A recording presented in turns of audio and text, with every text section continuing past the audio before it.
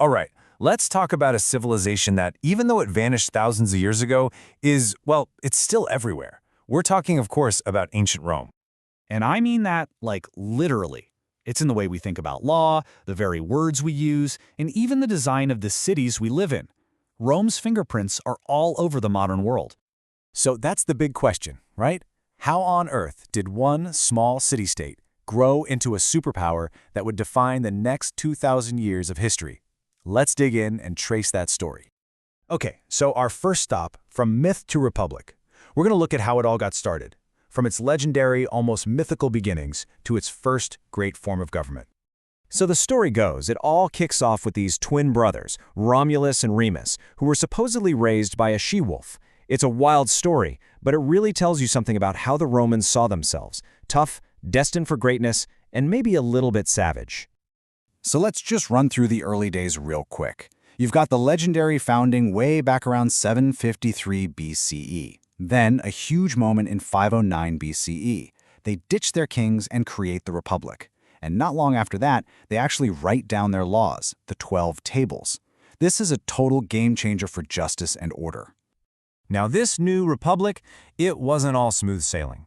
You basically had two groups: the patricians, who were the rich, powerful elites holding all the cards, and then everyone else, the plebeians. And the plebeians were always fighting for a bigger piece of the pie. This conflict, it's a huge part of the story for centuries. All right, so that brings us to our next chapter, the rise of empire. We're talking about the transition from chaos to Caesar.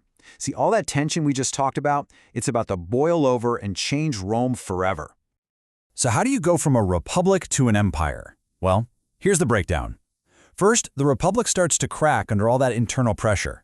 That opens the door for super ambitious generals, think Julius Caesar, to grab a ton of power for themselves. Then, bam, Caesar is assassinated and Rome just explodes into civil war. And when the dust settles, one guy is left standing: Caesar's heir, Octavian, who we'll come to know as Emperor Augustus. And with Augustus in charge, something pretty incredible happens. It's called the Pax Romana, or the Roman Peace. I mean, after decades of brutal civil war, you get 200 years, 2 centuries of relative peace and prosperity across this massive empire. This was Rome's golden age for sure. So, this golden age, what made it so special? What did the Romans build? What did they come up with that we're still talking about today? That's what's next, the Roman blueprint. Oh man, these guys were unbelievable engineers. They built this massive network of roads, all roads lead to Rome, and these genius aqueducts that brought fresh water into crowded cities. And of course, you've got architectural marvels like the Colosseum, things that are still standing thousands of years later. Just amazing.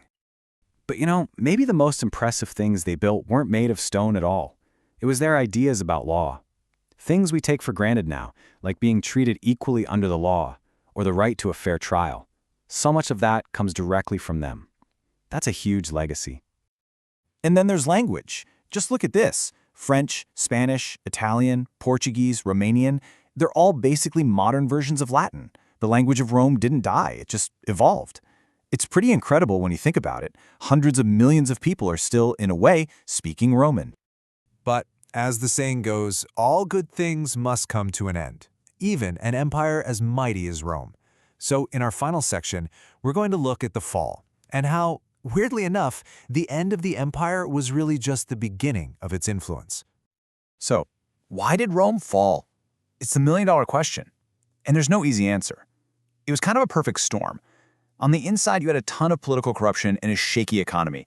And at the same time, from the outside, they were getting hammered by invading groups. They were just spread too thin. It wasn't one thing, it was everything at once. And then we get to this date, 476 CE.